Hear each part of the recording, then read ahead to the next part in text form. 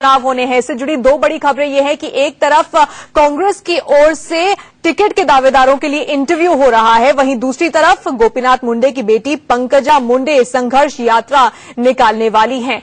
ये दो बड़ी खबरें महाराष्ट्र की सियासत की हैं।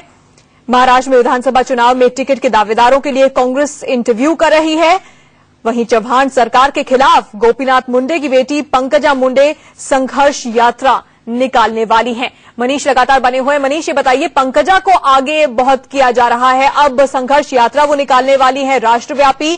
क्यों पंकजा मुंडे को आगे किया जा रहा है? क्या सीएम दावेदार होंगी वो?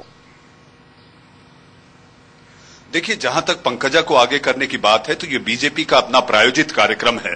बीजेपी के प्रदेश अध्यक्ष देवेंद्र फडणवीस से जब मेरी बात हुई थी तो उन्होंने कहा कि ये किसी भी नाराजगी के तहत ये संघर्ष यात्रा के रूप में ना देखा जाए कि पंकजा नाराज हैं और बीजेपी की व्यवस्था से उनके पिता के देहांत के बाद वो एक तरह से ऐसा संघर्ष जो कि आंध्र प्रदेश में जगन का देखा गया था वायएसआर की मौत के बाद, तो इस तरह की बात नहीं। उनका ये कहना है कि पंकजा और गोपीनाथ मुंडे ना देखा जाए कि पंकजा नाराज हैं और बीजेपी की व्यवस्था से उनके पिता के देहांत के बाद वो एक तरह से ऐसा संघर्ष जो कि आंध्र प्रदेश में जगन का देखा गया था वायएसआर की मौत के बाद, तो इस तरह की बात नहीं। उनका ये कहना है कि पंकजा और गोपीनाथ मुंडे के जो समर्थक हैं महाराष्ट्र में, अगर पंकजा इस तरह से यात्रा करती है तो इसका लाभ बीजेपी को होगा, पार्टी को होगा। और जहां तक मुख्यमंत्री के चेहरे की बात है, इस पर फैसला तब तक नहीं किया जा सकता तान्या, जब तक कि बीजेपी शिवसेना में सीटों के तालमेल और गठबंधन को लेकर कोई राय एक ऐसे पक्के तौर पर सामने नहीं आती कि हाँ, दोनों गठबंधन जो कि नैसर्गिक गठबंधन कहा जाता है उस पर राय सहमति और रायशुमारी हो जाए। इसीलिए पंकजा मुंडे को केवल बीजेपी